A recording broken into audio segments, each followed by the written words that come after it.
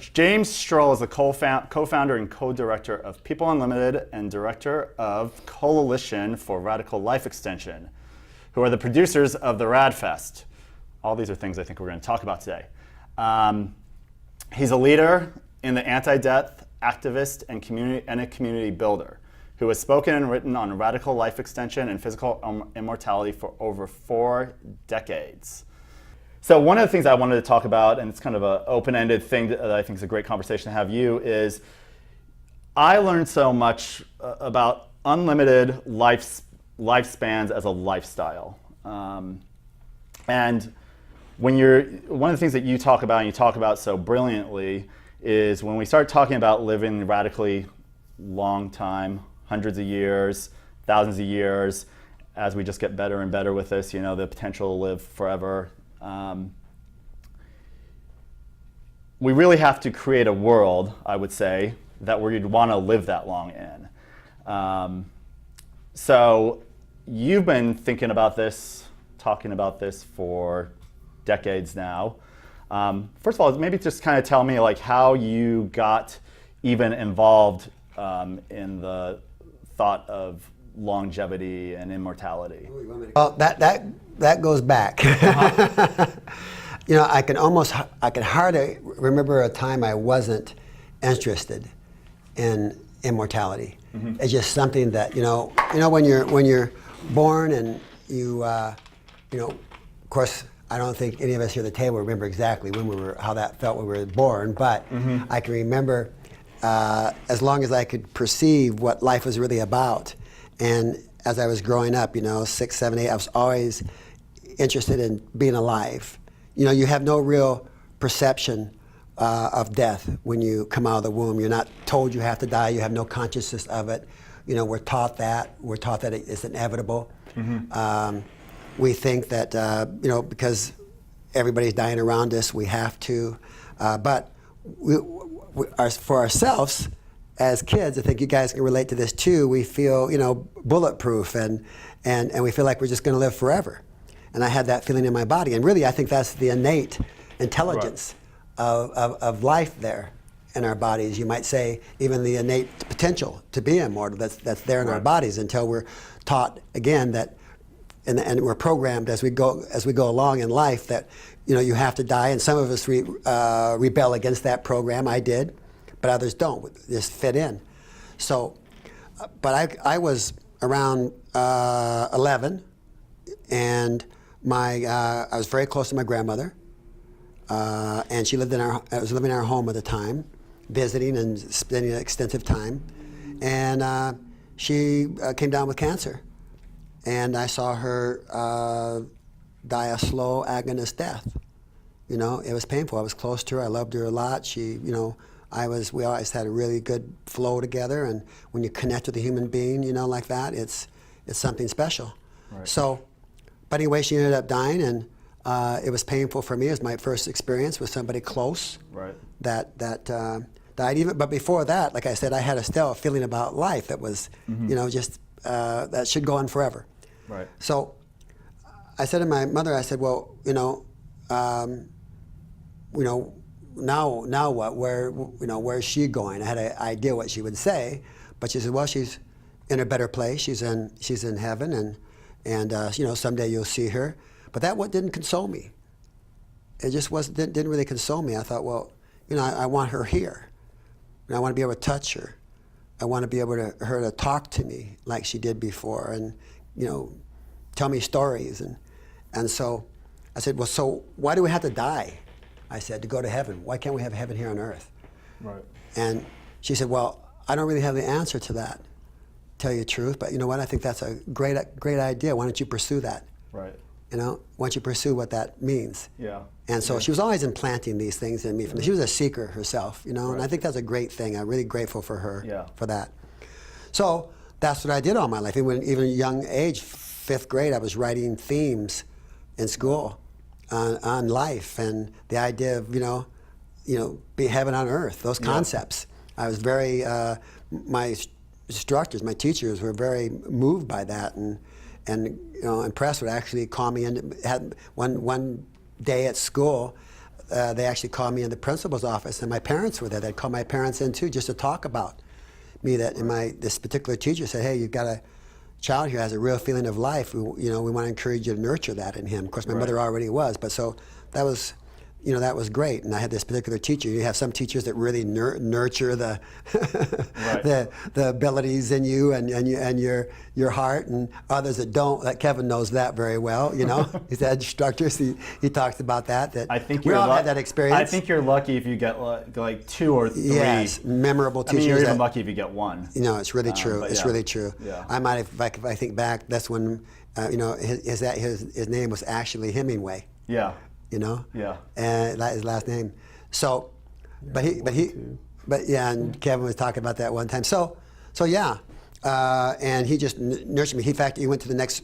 So I went up to 6th grade in that school, moved to what they call junior high, 7th and 8th grade. This was in Tucson, Arizona, and he actually went over to that school and said, "Hey, I want to tell you this child that's gifted in this area of helping possibly bring forth a better world." Right. He told them this, and so but surprisingly enough, when I went to that school, the teachers and the principal, all these people, they were more like watching me from a place of scrutiny rather than a nurturing place. Yeah. In fact, it was almost like, well, we're going to show this kid that he maybe knock him down a peg or 2 if he gets too big. Yeah. Wow, right. Yeah, that was the chemistry. That's what I experienced. I mean, and that's experiencing reflection of what really happened, because it was actually ended up being a horrible experience. Almost like I wish you hadn't said anything to them, because they just, whatever stimulated in them. Sure. You have people in this world that want to crush life, and then you have people in this world that want to build life. That's what we're dealing with. We're dealing with a world right now that's very crucial, that we all of us that feel this way about building a new life in this world really move together and activate ourselves in a powerful union and that's what we're doing with Rad Fest and so forth. Yeah. But so that's where that started, where I started, and I just kept moving along. I got involved. Yeah. And here's what I think is the beautiful thing about that story is you came into this longevity conversation really based on this this true passion and feeling for life. And it's really why you've been talking about this stuff for 4 decades. Most of the people talking about this, and myself included, and what we see in the conversation, they're talking about because the science is actually catching up to this feeling that you've had all the time. That's right. We're in this incredible time right now where all of a sudden, and I think you're right.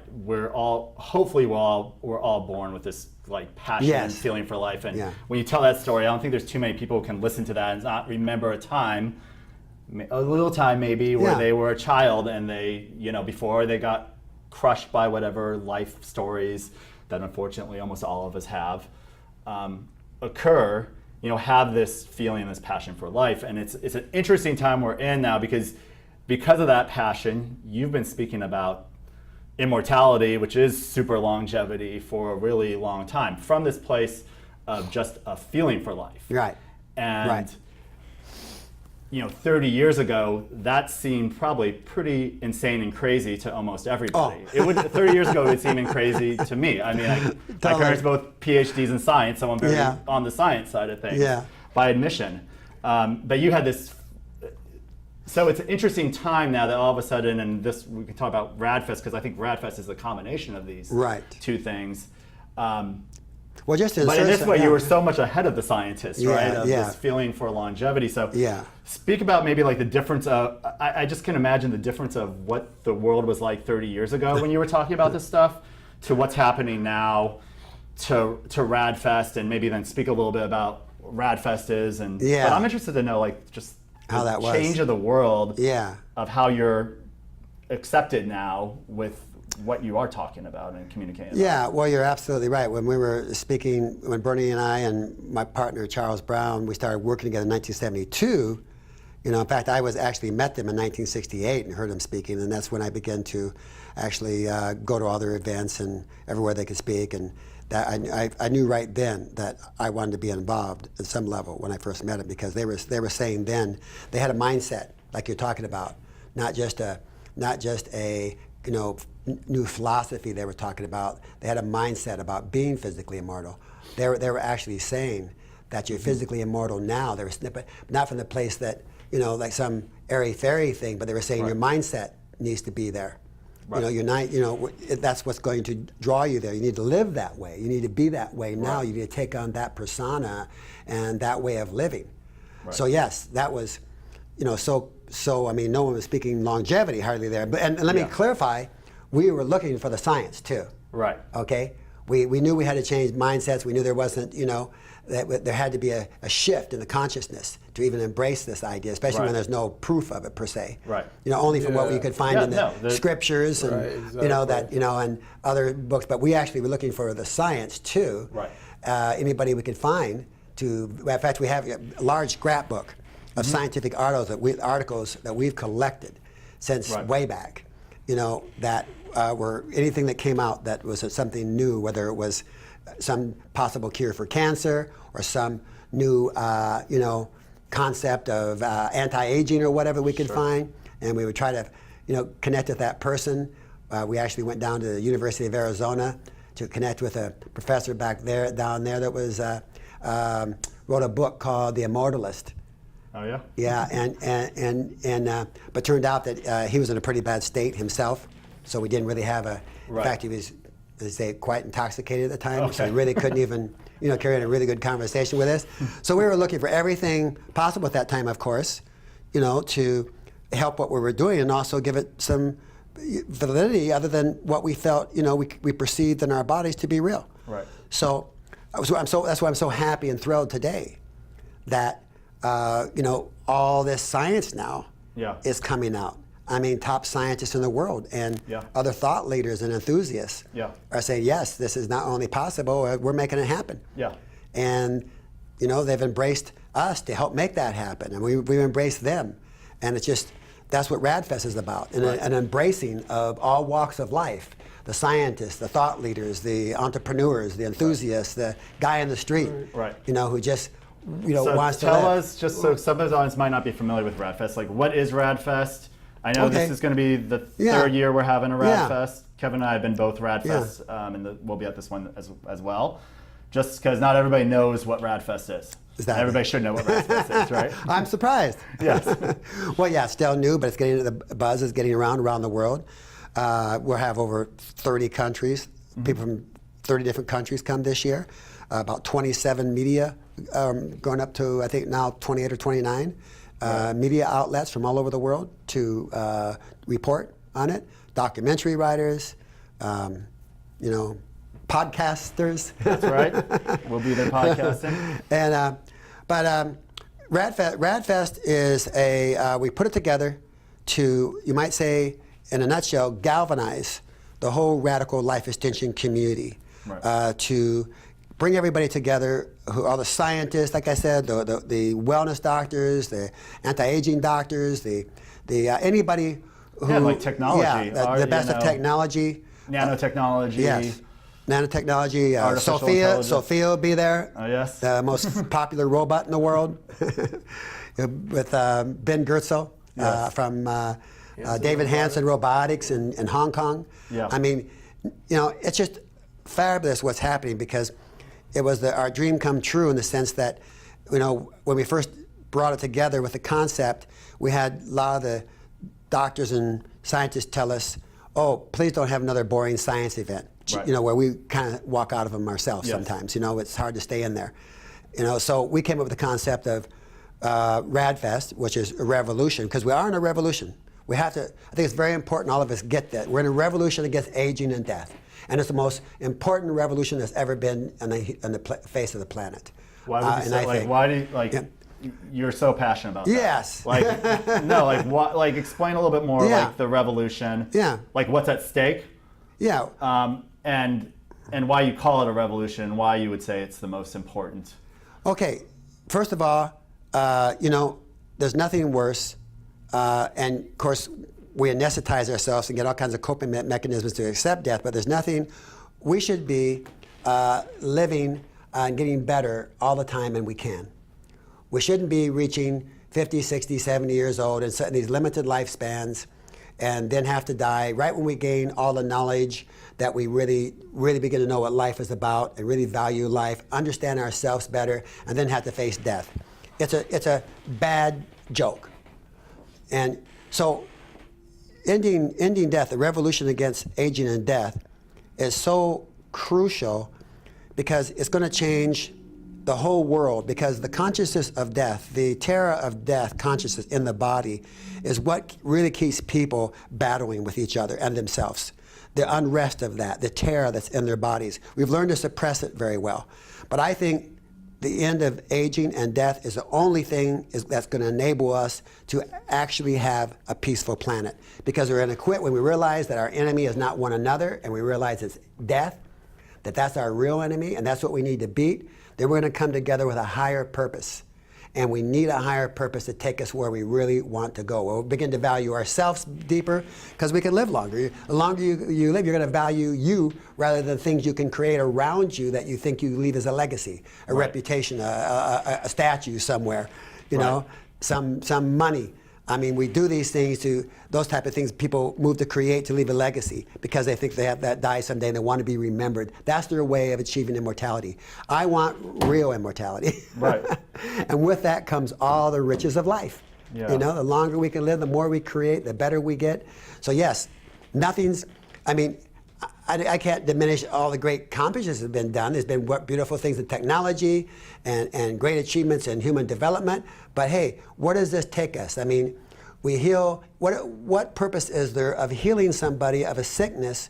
And we have great medical technology to do this now more and more. But if they die of something else, we need to cure the root cause, death of it all. Right. Death is a disease. But most people yet don't see that, but a lot are beginning to realize that it's an actual disease, but a curable disease. So that's just the beginning of why. Right. Why it's so beautiful to end and why it's so important. No, and nobody speaks this better than you. Like the passion of this all. Like, why it's the biggest step. Yeah. You know, it's the biggest thing we've ever done. Well, I remember even back when you and Bernie and Chuck were even speaking, it was always about, I mean, you always pretty much, I wouldn't say, you always spoke about the science as far as I was concerned. Yeah. All three of you. Yes. Because you always spoke about the DNA and the cellular at the cellular level, that immortality starts at the cellular level, that physical immortality starts at the cellular level. And I remember even Chuck always speaking about genetics. Yeah, Chuck was big into science. And it seemed like he was always speaking that. He was also speaking a little bit of the religious aspect too, because he came out of the religious aspect of it, as far as his experience of immortality was that he felt like Jesus spoke about immortality, physical immortality. That's right. So that was kind of his awakening. Well, yes, that was his, yes. Right, but I remember all three of you speaking before I ever heard anything about the science. Yeah. I remember you guys speaking about cellular awakening. Yes, that's right. And cellular connection. Yeah. And all these phrases you guys had. I remember in events and meetings and convergences we would have. You guys were always big into the science anyway. So I guess I'm kind of like wondering why some people kind of suggested in the past that you weren't into science. Me, you always were into science. Well, I think it's because we're so strong in mindset, and rightfully so. Right. You know, we think mindset is a big, huge part of staying alive. I mean, if you have a good mindset, and you change your mindset around the programming to death and begin to embrace the concept that you can actually live a unlimited lifespan, everything you do scientifically, whether it be a vitamin you take or anything else, is proven to actually be more effective. Right. You know, it's gonna, if you embrace it, it's going to be more effective to you. I mean, Dr. Ern, who's a great doctor who runs the Strategic Alliance for Cancer Research, told me he thinks it's as much as 50 or more percent of the power. If you take his therapies and you visualize that therapy, working, you really embrace it, and you really feel yourself that it can be effective in your body, it will be more powerful. I would say from just my own experience with it, that's at least 50%. Yeah. I mean, people, and there actually is science and studies on this, that you're feeling about the doctor and whatever therapy you're doing, whether it's a pill you're taking or even crystals being over your back and woo-woo stuff like that. But I think people, like you said, people have that concept because we did talk mostly mindset for a long time because we couldn't find the science. But we were doing science all the time. That's what I'm saying. Our cupboards were filled with scientific, anything we could find that would be anti-aging. Well, isn't, the reality is, isn't science about discovery anyway? Yes. So you were basically, like what I feel in a way, is that you were discovering who you were, and along with not taking it out of just being a belief system, Yeah. you were actually taking it into the physical realm, Yes. which is, to me, in a way, science. Right. Now, I would also, and you can tell me if you agree with this or not, but don't you think also some people are just looking for the get out of jail free pill? Oh. You know what I'm saying? Like Yes. what I feel like you guys started creating from the beginning was a lifestyle. Right. And I think physical mortality isn't just us trying to beat death. It's also a lifestyle. It's like a whole shift of a paradigm to where because to me, don't we want all these things to change in the world? You know, suffering, depression, fear, yes. anger, all these things that kind of go along with the fact of us dying. Like, I feel like, for me, what I feel deep down inside is that the reason everybody's so pissed off in the world and they don't fucking realize is because they have to die. Well, exactly. Yeah. That's what I was saying. Yes, it's all underneath. That's like the main, Yeah, like they the think it's hardcore, yeah. when I go to bed at night, I think about, oh, fuck, I'm depressed because all day long, all I heard was shit about people dying. Yeah. Yeah. Well, look, I mean, absolutely. That's a good aware way. of that, Yeah. animals aren't aware of that. That's a really good way to put it But because we're aware of it. people live, they get to a certain age and then they're depressed because they think their time is up. Right. They're running out of time. Right. So that's, and so, yeah. And And then they go with they're this anxious, decline. and because Right. that's in their bodies, they're going to die. And so, Right. and then so they're always anxious all the time to create some type of, and they're measuring themselves in that time all the time. So for me, I mean, I would be as bold as to say, because I know what you think Rad Fest is, but I'm going to tell you what I think. Okay, good. I want to hear that. What I think Rad Fest is you guys waking up the scientists a little bit. That's what I feel. Because Okay. I think what they're still doing in a way, as far as I'm concerned, even science and tech, I'm talking about science, doctors, life extension enthusiasts, all of them. Because what they're still doing a little bit is trying to live the same Yes. paradigm and just shift their and stay alive. And Yeah. I don't think we can keep God, I don't even know how to say it, but we can't keep a life going. We can't perpetuate a lifestyle that's not about Well, if you human beings and passion for life. I and think I passion can for human summarize beings. what You you're know what I'm saying. saying? I think I can put it in a good way with a little thought experiment.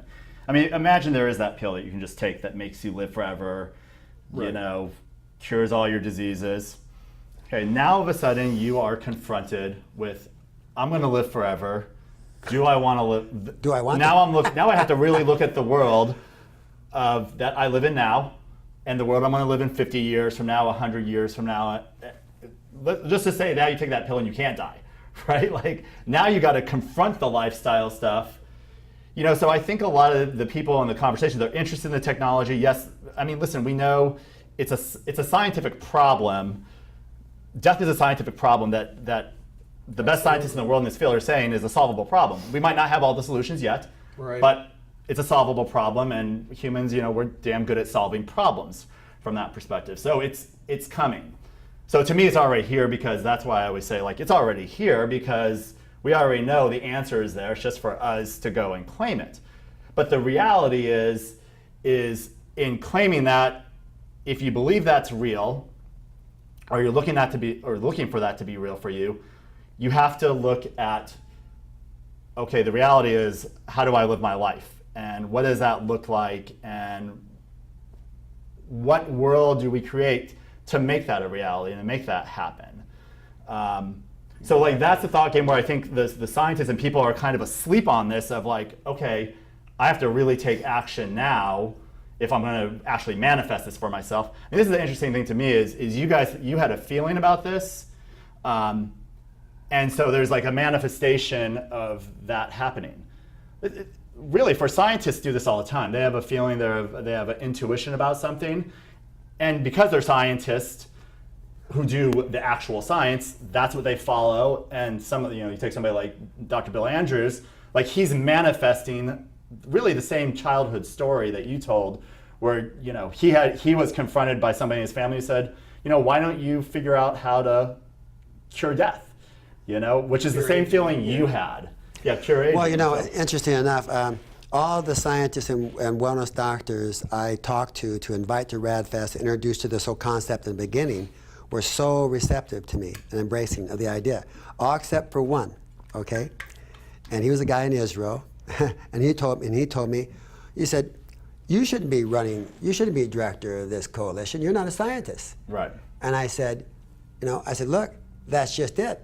I said, scientists, that's not their job to actually put something like this together. That's not their skill set. Right. You need somebody like me who has the skill set and experience and the passion to do this. It's that simple. And we shouldn't exclude anybody from this movement because they're not a scientist or a doctor. Right. I'm a specialist in what I do. We need all the specialists in their area. Now, unfortunately, sometimes there's messages going out within the community that you can just, live like, treat yourself horrible, not take care of yourself at all, and we're just going to fix you when it comes up. Right. Well, I don't think that's a healthy message at all because, first of all, we're not sure when these therapies will really come to fruition where we can actually use them. So you have to stay alive.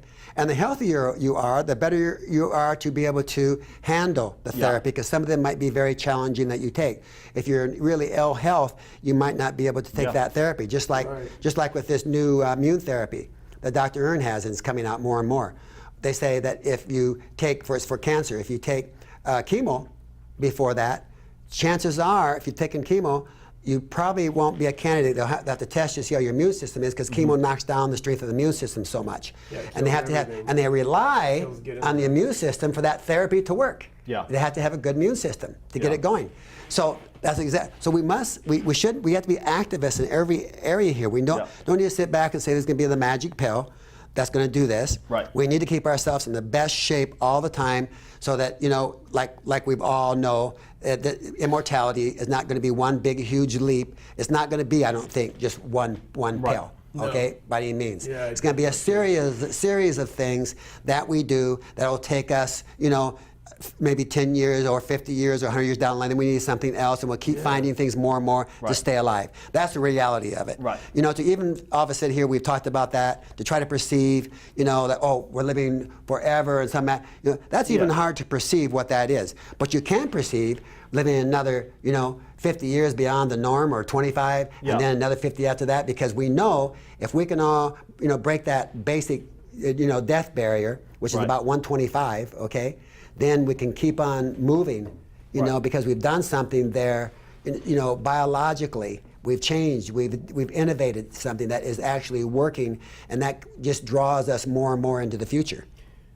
And don't you think a lot of the reason why people aren't totally even living to the so-called 125 years that they say that we can achieve as human beings, don't you think that has a lot to do with just habitual lifestyle anyway, and the fact that people think they're going to die, and they just say, well, hey, I'm going to die anyway, so I might as well, so they, they're absolutely what we have, they just have stinking thinking, yes, and they just have bad interactions all the way around, because they think everything's going to end. Right. And like you brought out, and like you both said, what kind of world do we want to have? This is the big thing. So what if, like you said, well, all of a sudden we get this pill, we're living forever. Are we gonna still kill each other of something else? In war. War. What kind of world? We need to change our mindsets and adopt, a immortal mindset, which is a new intelligence. I feel. Right. It creates a value of human life. It creates a value of yourself and other people, that we recognize we do need each other, and we need to stop destroying ourselves and one another. Right. There's an intelligence that happens in this when you really embrace the mindset. Right. And don't you feel like, and this might be pushing it a little bit, but it's what I feel. It's what I think. Well, you're good at pushing it, Kev. Yeah, I also think that in reality, Rad Fest and everything that's happening and where we're heading, don't you think it's kind of the end of religion in a way? I think, and I'm glad you mentioned that. I think about this today. Okay, I'm not against anybody who has some religious belief, but let's face it.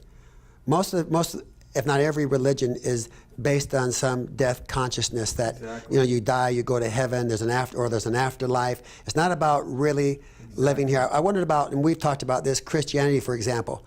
To me, Jesus was all about life.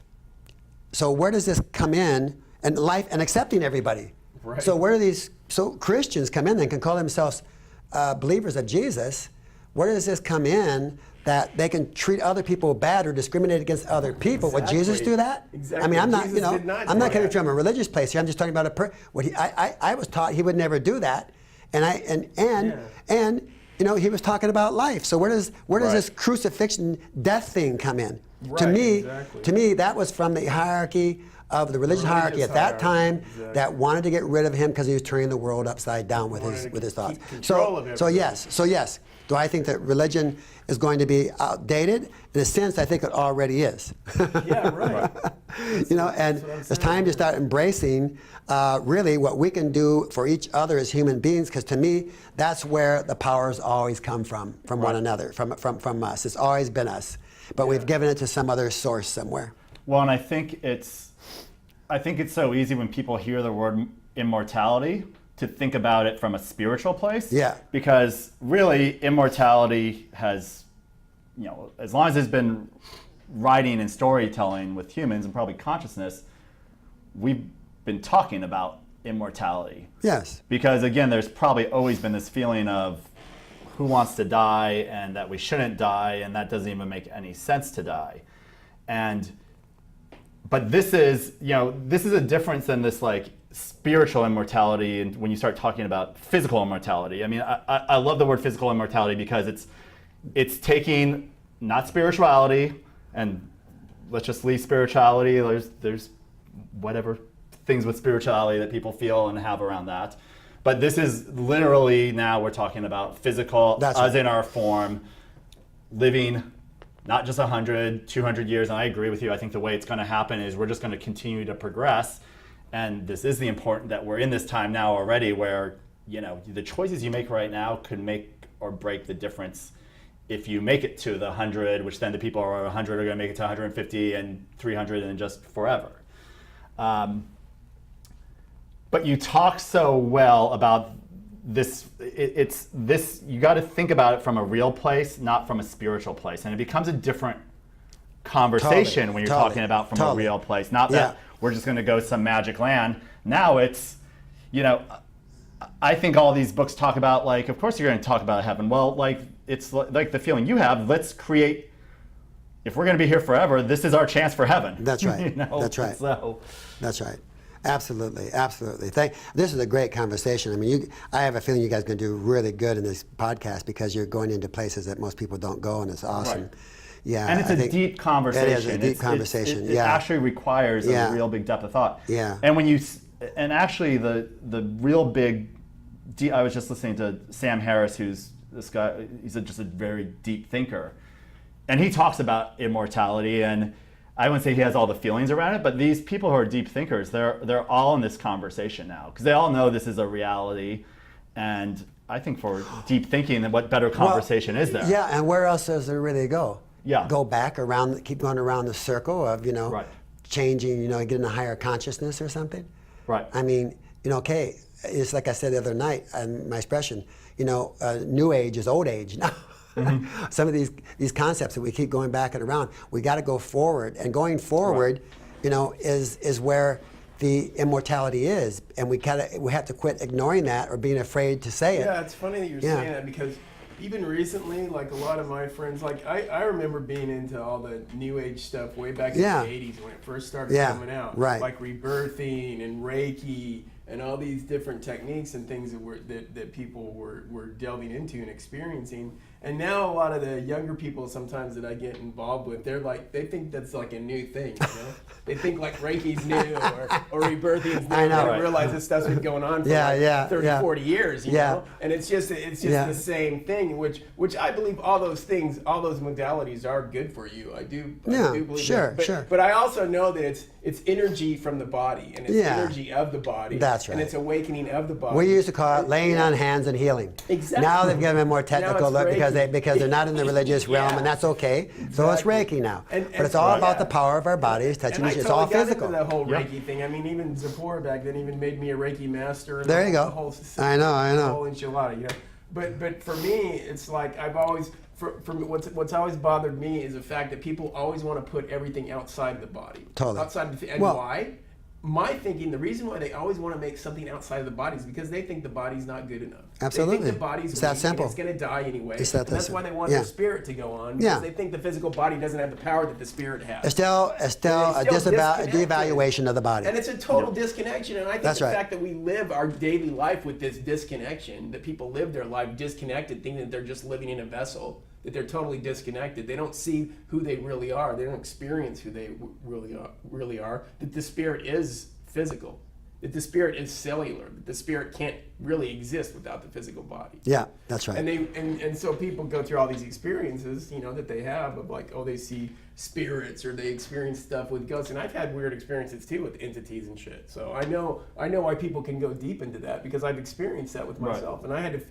And I know it's they get in touch with where it came from. Yeah, exactly. And I know it's all energies. Sure. I don't believe in ghosts. I don't believe but I do believe in energies. I do believe that there's dark energy and there's good energy, and I believe that things are left over from even bad experiences, bad situations, and negative just because I think the human being is so powerful.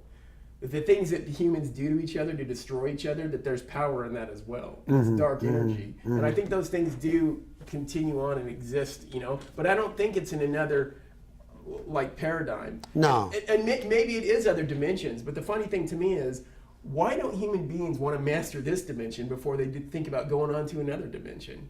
You know what I mean? Shouldn't they master this dimension first before they think they're going to go do something better? Like I agree. That's a huge ego to think that you can't master this place, but you're going to go somewhere else and do better. Well, it's always the escape mechanism, escaping from what you don't, escaping from what you don't really feel valid in now. So if there is another dimension, we've got to master this one, like you said, first. Exactly. And then we'll find out. The only way you really do get to that dimension is by mastering this. Yeah, and the only way to master it is to end death. That's the mastering. Totally it. That's the mastering. That's so totally that we can have the time and energy we need to explore every facet of our own self and the world and the universe. So do you believe that we're destined to be the creator and change our genetic code? Absolutely. Absolutely, yeah. That's what I feel. I feel like that. Yeah, I feel like that's what, like the true Messiah is that. Yeah, that's right. I feel. That's right. Like I've never, you know, like because all these religions, if you really take a look at all these religions, they always talk about someday there's going to be immortality. Yeah. Or in some realm you're going to get this immortal experience, or you're going to become. You know what I mean? Oh yeah. The Jews have it. The Christians have it. Everybody's got it. They think when the Messiah comes or whatever happens, it's going to come back and that's why they want you're going to be raised from the dead and everything's going to be okay. Well, it's called the bait and hook program. Exactly. They bait them with dispensation away, the heaven or the coming of the Messiah. People just keep living along, in that linear place and the waiting for this to happen in a very almost comatose state, very asleep in it. And instead of really, they don't, there's a control in that by, religion, many other facets of our, world that, they bait people in these things, and people will stay in the church, they'll stay, and instead of saying, hey, begin to question that. I want it now. Right. I want all that there is to have now. I have to go for it now. That's being physical. And we're the creators. Right. You're not waiting. Absolutely. If there is a creator somewhere, he's just going, wow, thank you. Right. Thank you. I've been waiting for somebody to do something. Right. I've been waiting for you to manifest why I created you then. Some guy said to me, I was talking in Israel one time on Immortality, a whole crowd of people, this big, guy was sitting in the corner, and I was expressing on Immortality, and he was like getting excited. You could feel it. It's almost like though he's trying to hold himself back. You know how it is? But he was just organically responding. Right. And then afterwards, though, he was excited, but he came up to me and says, I like what you're saying, but it's against God's will. Right. And I said, oh, is it? And he said, yeah. And I said, well, tell me. I said, is God immortal? And he said, yeah. He said, well, didn't he say that he created us in his image? He goes, oh, yeah. Well, then he wants us to be immortal too. And he goes, oh, and all of a sudden a light bulb goes on, But see, so these people who are in that paradigm, in that world need to recognize this. So if you want to believe in a creator, I mean, look, I'm not, going to fight you on that. I mean, people have to, but move from the place they're at. But at the same time, realize that your creator then wants you to live. Right. I mean, wants you to be alive. If they're immortal, they create you in their image. And so it's time that they get engaged. To me, I would think that people would already realize that God was made in man's image. Well, absolutely. They would already experience that because everything we do, everything humans do to even thank God is what a human would do. Yeah. Right. You know what I'm saying? It's like the football guys when they get in the end zone, and then they look up to the sky like thank you, and they do thumbs up. Like if God really has an ego like a human being, that he's watching that game for that guy to do that. You know what I mean? Yeah. Like forgetting about all the other tragic and horrible things that are happening in the world. That is a God. That's a human God. That's not an all-dimensional being God. Yeah. An all-dimensional being God has no time for such small thoughts and small. You know what I'm saying? Well, if you're really willing to go back in the history of it all, yes, you find that man always created the gods that he needed. Exactly. It's just that simple. I always kind of view it as it's a software that got created. Yeah. And it got created, most of these religions, thousands of years ago. Yeah. And we created it. Yeah. It worked very well. Yeah. Best we could do at that time. No, it's totally The outdated. problem is that software does not leave room to be upgraded. No, that's right. I mean, it becomes a Closed dogma. format. It's been written. Well These said. are the rules. Well It's said. fairly clear. You can look at like the 10 Commandments and be like maybe one of the commandments should have been like don't keep slaves. Like something that we would look back now and say like, okay, that was like an enlightened thought. Like there's just things that are not in there that obviously in this day and age, if you were to, let's just say we're rewriting the 10 Commandments, we would write a much better set of 10 Commandments for the time and place that we live in now. Totally.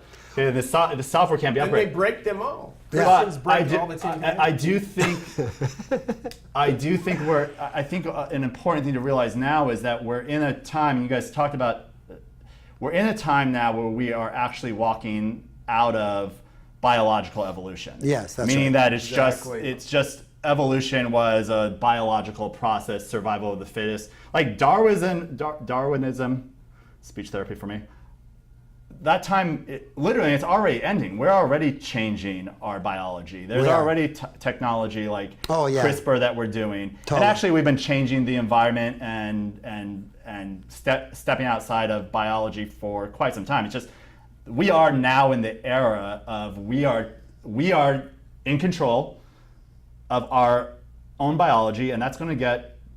And we're going to be in complete control of our biology. And you have to be in complete control of your own biology if you're going to truly be physically immortal. So we're in that era right now of taking control of that. That's right. And it's just such an exciting time, and that's our place to do that. Yeah, the biological evolution has just been too slow. Right. For us we have to now start evolving ourselves. And that's what, like you say, is happening. We're evolving And as ourselves we step now. out of this scientifically or evolutionary, we have to step out of it in our evolutionary biology, That's where we've been tribal. Right.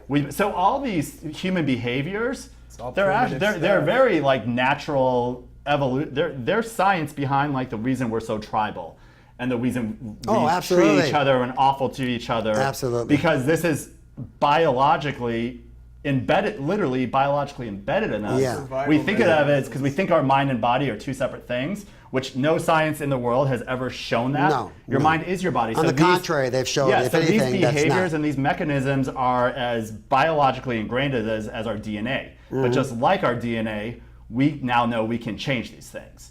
But it's not with these thoughts and the way that we are to each other.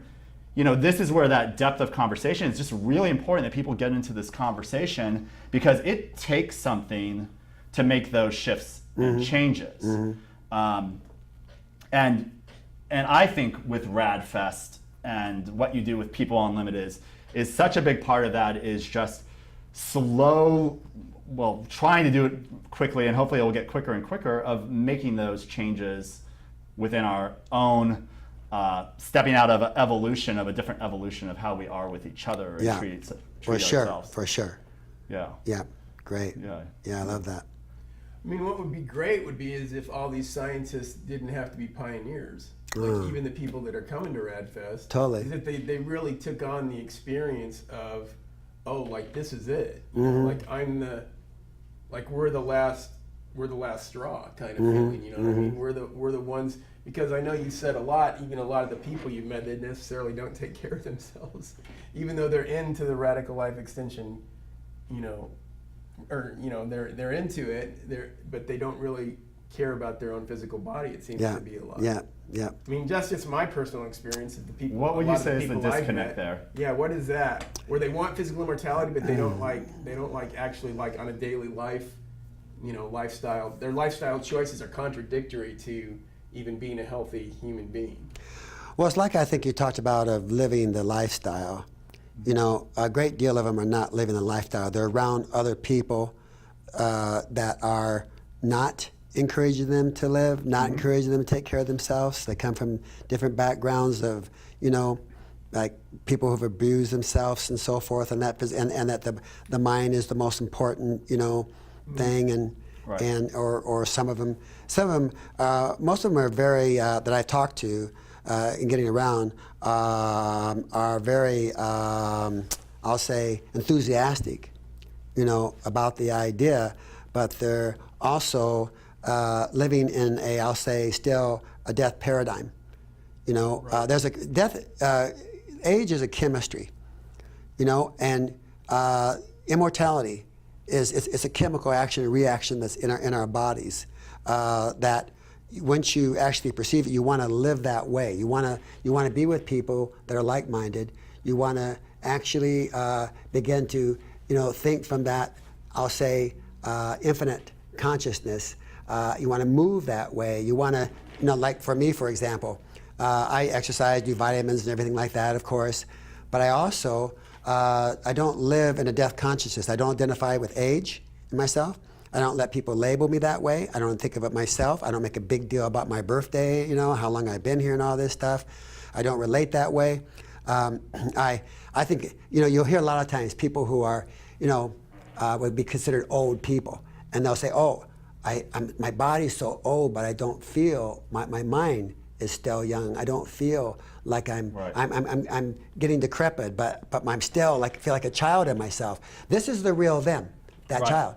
But they've taken on that old movement, and they identify with people, who you identify with, you become. Is that what you meant by age? Because you said age is a chemistry. Yeah, it's a chemistry. Meaning, it's tell me what that means. Well, it means how you act and how you react to things.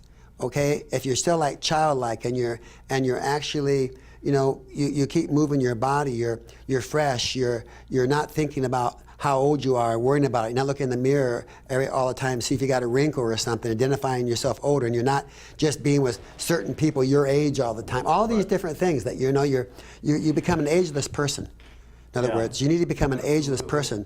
That's the part that like we know with Bernie. I mean, the viewers probably don't know Bernie our part, and they will know her at Rad Fest, but she's 81, but there's not an old bone in her body. Right. Okay. Act old. And because of that, she walks like a child. She runs. Yesterday, I had to get her down I didn't get her down. I just tell her, be careful up on that ladder. She runs. No way. There's no way I'm going to get her down. She climbs way up and cleans windows way up on the top. She not only thinks she can do everything, she does everything. You see, she moves. She thinks fresh in her body all the time. She rebukes age. Right. And not because she's trying to capture youth. She just feels this freshness in her body, and that's the consciousness. That's the mindset we need to take on. Right. And that's these people that we see that they're living in an old paradigm still. You talk to them many times. They're great people, but it's like, oh, they're still living in all their friends are all death and telling them they're crazy. So sometimes they think they're crazy even for feeling this way. They get to Rad Fest and they go, oh wow, finally I'm with people, and they get all energized. Yeah, right. But then they go back in the same old community again. Yeah, right. This is why a long time ago when you asked me, why I moved to create Rad Fest and why I moved to create People Unlimited, it's create environments that people could be in. Right. That would be you got to have the living. Otherwise it's just another philosophy and an idea. Well, and I think the concept of that age as a chemistry, for people who aren't involved with Rad Fest or People Unlimited, it's a really important concept to embrace. Yes. I mean, you're a prime example of this because of your work. And I mean, it's a chemistry when you're a teenager, it's a chemistry in your 20s, and like there's these periods of life, and you're expected to, we just fall into a role. Absolutely. And I know you see this because you're, in the club scene with what you're doing. And obviously nobody relates to you. You don't relate to yourself as what a typical, what are you, 52? Is that right? Yeah, I'll be 53 in October. So, I mean, people get freaked out when they find out my age because they're just, they can't understand it. Which is a chemistry because they're assuming you're 50, you should be a certain way. They always think, I'm in my 30s or something, That's like, I ask them to guess my age all the time, and that's what I get all the time, is 30s. Some people in 20s, which I'm like, oh, okay. Thank you very much. Well, when I'm shaved, and I get the whole Totally. thing going on. Well, and it's a chemistry because their mindset is that's the only acceptable age group for you to be. There's no way this dude, can be that age, and I have to show him my driver's license a lot of time. Every place I go, and when I get into the clubs, the guys at the door guys are all like, "What the hell?" They're like, "You're lucky," and I'm going, "No, it's not really luck, man." I said, "It's just the way absolutely." That's the thing right there. People always say that to me. They go, "Oh, good genetics," and I go, "No." Look. I go, my dad's dead. It's not about anything. It's nothing about good genetics. When you it's about how you live your life. Yeah, when you came around us 10 years ago, and you've talked about it, you were you looked like 20 years older than you are now. Yeah, okay, but then you got in the environment and you started inspired by it. You got proactive. You said you're gonna, and that's what I'm talking about. This environment to have that environment. My thinking. Look, it's vital. It's crucial. Right. Okay, and it's also. I'm not talking about some exclusive type environment. I'm talking it's inclusive. No. Right. But get in, if you want to really have and you're not talking about not being an individual. You're actually talking about being more of an individual than you've ever been. Yeah, that's why people create these blue zones, because they come together and they support each other. They support each other in that mindset of living longer, eating the right way, and there's energy in that, and exchange ideas and exchange. Community. Yeah. See, there's the power of not only the power of inspiration, which is top, but it's the power of sharing of information. Right. That like we experienced at People Unlimited. I had a woman, People Unlimited, tell me the other day. She said, "Look, she's 68 now or 69, and she said." All of a sudden, I'm feeling sedimentary, I said, I'm feeling like I don't want to move. I don't want to. And I said, yeah. I said, that's that. There's like these, brackets during these, your movement that all of a sudden, that's where old age wants to set in. That's the biological evolution. It wants you off the planet. You're in the way. Right. So you start getting sedimentary. Pretty soon, you get weaker, and then you break a bone. Blah blah blah. Right. So I said, yes. I said, you need to kick yourself out of that. You're getting into a sediment. You just need, the best way is, I said, that case, sign up with Ilana. You've been wanting to do that. Just do it now. Get into a program. Get around people that are moving their bodies. And she, oh, yeah, that's what I need. So immediately she contacted Ilana and boom, boom, boom, But that's the thing. Sometimes that's the importance of being in a community, too, because you have somebody that will say those things to you. Right. Inspire you to do it and make it available. Yeah, we absolutely... That's what I feel like. There's actually like biological time clocks in our DNA that want to move us off the planet because of the way we've procreated for the species. That's the way we keep the species going. Right. So we kind of set it up that way in our species to make it so that you're only here for that short amount of time. So to kick Mother Nature the ass and to do the things that we need to do, we have to absolutely be. We have to be kind of rebellious. Yes, that's right.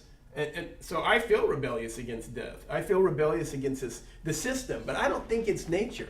I think it's a system that we've gotten caught up in because it's been happening for so many years, centuries. Yeah. Because of the way it's been, that we haven't taken on a creator, and that's why I said I think religion and a lot of these things have a great deal to do with the ignorance of humanity. Well, keeping us stuck in this paradigm. Keeping us stuck for centuries in this paradigm instead of moving forward. Because we thought that's the only way it was. We thought that's the only way. So there's even ageism in that. I'm around a lot of these young people, and there's ageism in their body without them even realizing it or knowing it. Sure. Well, it's a chemistry that starts. Yeah, they have shitty attitude. They're 30 years old, and they're already talking. They're getting old. Yeah. I've heard them. Yeah, they're in their 20s, and they say, "Oh, I'm getting old." I know. They're like 28 or and they are from that place. They're their chemistry. So So you got this constant They're starting to get thing fat, that, they're starting to get- they're telling themselves in their mind constantly all the time. So they kind of slot themselves into these decades. Yeah. You know, they start wearing those costumes and those outfits for the 20-year-old, the 30-year-old, the 40-year-old, the 50-year-old,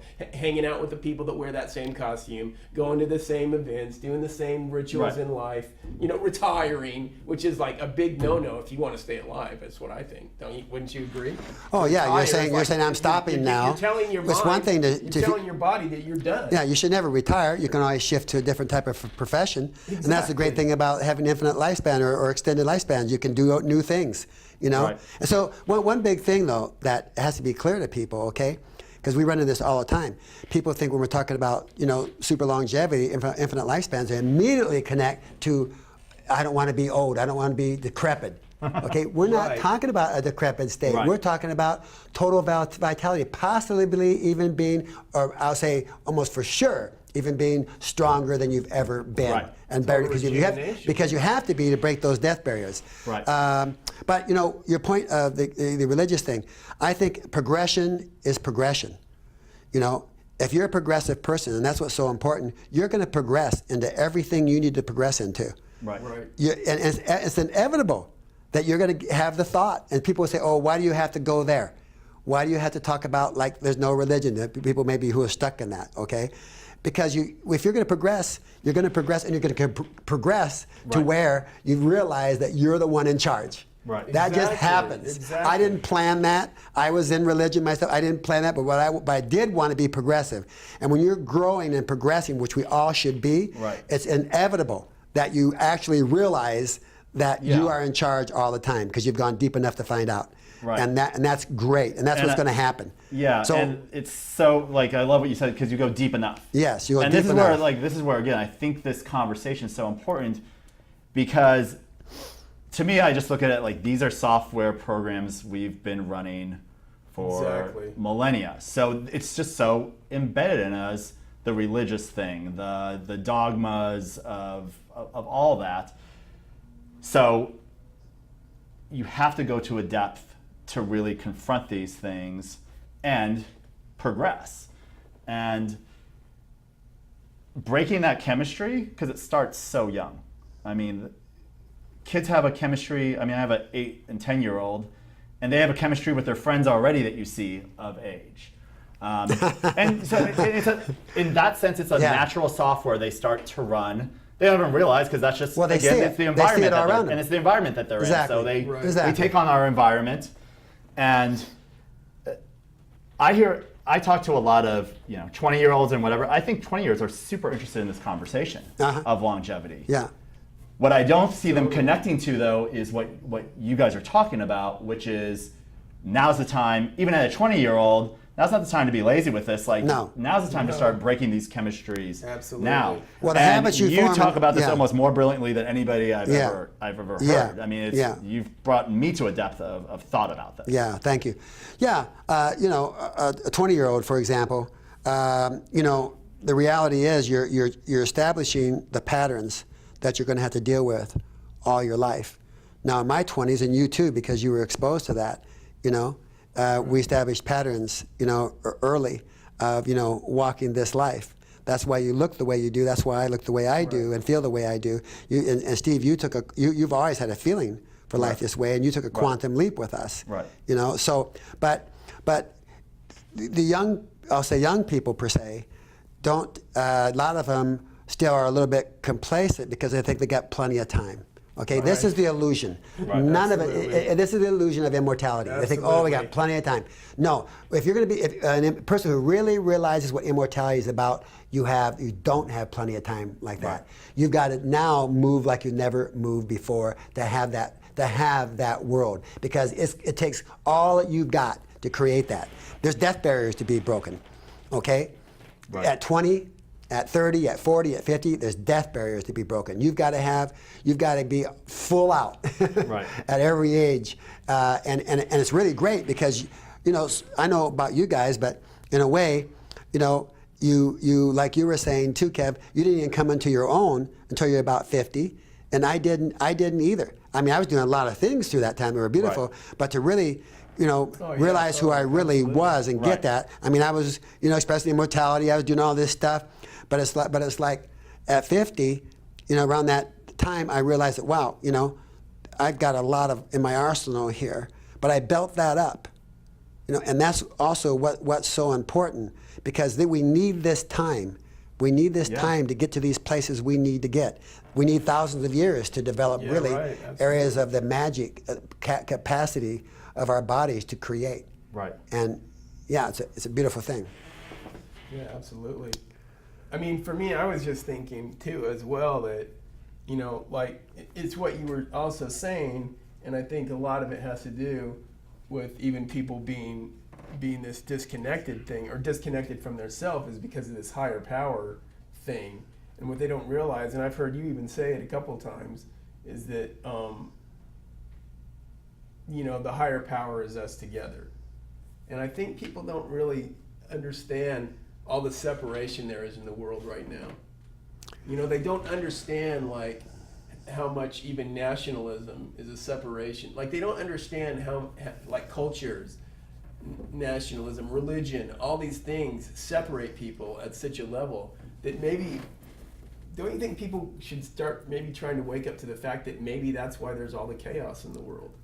That we're not, that the higher power is us coming together, one together. Yeah, that's the message we need to put out, and we're putting out that, Because there's so much discrimination in each one of those.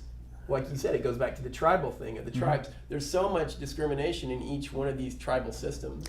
Yeah, this will join us together. No connection, and I think I think the human being is starving for what true love really is. Because for me, true love is passion for human beings. Exactly. It goes kind of beyond the ego. Yeah, otherwise love in that context is a very nebulous word. It's a very elusive, You can love somebody one day and then it's gone the next. So so what you're talking about here, and realizing, it's really saying how vital we are to each other. Exactly. Is like deeper to me than somebody saying I love you. Okay, you love me, but but when somebody says, hey, I want you alive, I need you alive. I want you here. I've had people tell me when I expressed that to them that that's the greatest feeling they've ever gotten from anybody, to want you alive. And I need you to be alive. And that power of that's what I said. I progressed, and we've all progressed to a place that we realize that we are great individually, but we're better with each other. There's more. That's my, that's the power I found in the togetherness. And I progressed to that. And, I think it's so vital, I'll just say as a human race, that we're able to do that. And that'd be one cause together, the power of that, one cause. The end of all these things that separate us, and realize how much we all need. Every human being on this planet is we want them to stay alive. Right. Absolutely. But that's what Rad Fest is about. I was just going to say, and not only at Rad Fest do you hear like the science and the technology, but it's embedded with that and that conversation, and that's really where the depth is of this movement. Yeah. And I think people have a calling for too. I think people have always had a calling to get more in depth with things. Yeah. But this is. For me, this is the ultimate in-depth conversation, because when you look at it, all of a sudden this conversation is really about everything. It's about us. It's about us in our physical form. So there is a selfishness in it all of a sudden, but then it's also about you and everybody else. And so it becomes about, yes, this connection with myself, which I think you should want that. Yes, which of course, frankly for me, I think religion's I think that spiritual feeling is a feeling of connection to yourself.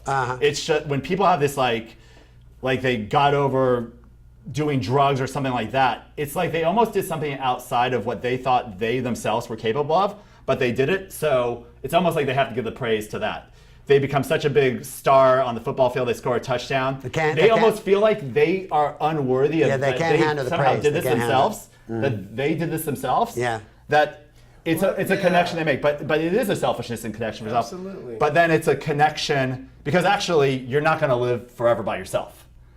And if you, that's like actually like that's terror. horrible. Like everybody dying except for you, and you having to experience that again and again and over and over. Well, that's why we want to be the higher power and Right. fully who we are, because no one wants that I'm stuck on an island to myself Right. situation, you know? Yeah. Like It's a always horror. Those things, you have those stories. Even that, I remember the Tom Hanks movie Castaway, where he's stuck on that island by himself, Yeah. and all the crap he goes through. Oh. Just, you know, he falls in love with that. Wow, you could feel all that, you know? Yeah. You know, the ball. Yes. You know, just the because. yes.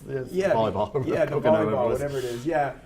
What do you Started call talking to it. What was the I don't volleyball's remember the name? I name. remember It's the- been so long. Huh? Wilson! It was named Will. It was a Wilson ball. So he It was fell a in Wilson love ball. with Wilson. He needed communion. He Yeah, needed yeah. connection. So Right. he made this ball almost like a human being. Saved for his him life, to- probably. And that, yeah. And it kept him sane. And remember when he Kept him lost sane. Wilson? He went crazy Right. when he lost him, when they got off the island Yeah. together and he lost Wilson. Right.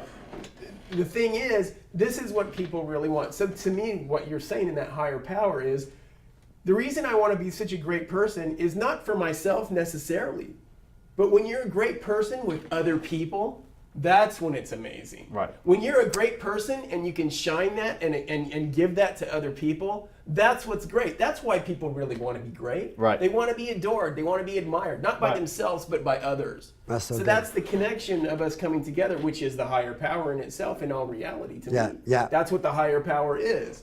So, you know, that takes it away. When you're talking about people in religion and like these players and even people who are in AA, they see it as a higher power that they're giving themselves to, but it's still really themselves. And this is what I always tell people, well, whether it's a high power or not, you did it. Right. Even if you did it for your higher power, it was still you. The higher power didn't come down and do it for you. No, You no. did it. Right. That's right. That's So right. even if you got a high power, even if you have a higher power, this is why I always say to Christians and other people, even if they got this God, they're still having to make all the moves. He's not doing it. Yeah. He's Yeah. not really doing it. They're Yeah. just they're just They always say, help imagining- yourself and they're God will help you, imagining yeah. what he wants from them, and then they're doing it. It's not because he comes down out of the sky and says, "Hey, do this shit." You know what I'm saying? Right. It's because they're given that, they're imagining this so much that that's what he wants, when really it's what they want deep Yeah. down inside. They want to be free of all this. Yeah. So they free themselves with that higher power, but it's still themselves freeing themselves. Yeah. So good. So good. That's what I've always felt about it. Yeah. Yeah. Yeah. So, yeah, I guess we just got the signal about that. We're an hour or so. Before we do close, I'd like to say that, that's what Rad Fest is about. Okay, revolution against aging and death, but it's about bringing everybody together that has any passion to be alive. Some people say, well, you know, I'm not a scientist, so I mean, why should I be there? Because this is a movement. Right. This is a movement. And we need to support each other. The scientists, the wellness doctors, the guy in the street, we all need to be supporting each other to make this mass movement. Right. What's what we need? We need a mass movement that can actually, there's power in numbers. Okay, there's no question about it. Okay, that's a lot why people Always. don't move out of religion. They're afraid to. Okay, Right. they're afraid of the public opinion. They're afraid to progress too far. Some of them, not all of them, because of their friends and family that are in that paradigm. Okay, so we have to help give them courage by creating, religion, yeah. big movements that are about Yeah, a lot of them. getting in touch with Totally. our creation of our persons. And so that's why we're doing Rad Fest. And it's going to be, as you know, you've already been there, Yep. it'd be phenomenal. But also we have People Unlimited here. That is a community that I want to welcome anybody to come anytime. It's open doors, and we educate people here on all the science of age reversal and wellness, Right. and we give inspiration and connection. Right. Those three things are the key components of People Unlimited. Connecting with like-minded people, educating them, sharing information, which is so powerful, as you know, and then inspiring them to keep moving.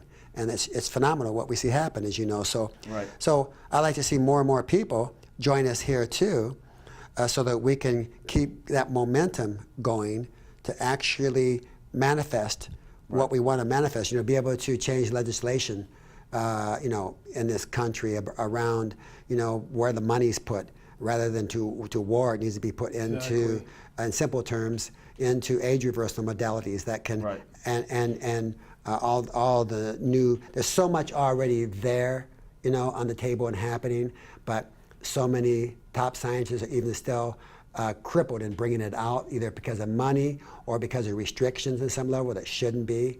Right. But the fear of that, that's there, and many of the, traditional leaders that are afraid of change and so forth, or maybe they think it goes. We're taking, God. We're becoming gods in this sense. Well, again, it has to get back to we should be leading the way. Right. Exactly. And so I want to welcome everybody to actually engage. Right. And we'll have a fantastic time doing it. Yeah, and thank you for having me on here. yeah, well, thank you for Kevin, being on here. Kevin, you guys are great. I love the show you're doing. Thank you. We are definitely going to need to have you back because Sure. there's so many different things it's for endless. us It's to endless. talk about. Yeah, I'd like to bring it, Bernie in too next time. Yeah, I already told Yeah. Bernie she's coming on. She'll be running up and down this table here. So we're going to be on. And one thing I want to mention about Rad Fest too is everybody who is there, the speakers, everybody's accessible at Rad Fest. Yes. It's such a cool environment. Like you walk around Rad Fest, the keynote speakers that you see up there are in the audience mingling there, in and the you're audience. able to meet them. Yeah. Not there's back in dinner, we some all blue eat room. together. It's parties. It's just an amazing event. It is. And it's different than anything you've ever experienced. It's If you just beautiful. want a new experience, go to Rad Fest for that. Totally. Yeah, thank you, Jim. Appreciate it. Yep. Thank you very much. I've enjoyed doing the show a lot. All right. Great. Bless you guys. Yeah. Thank you.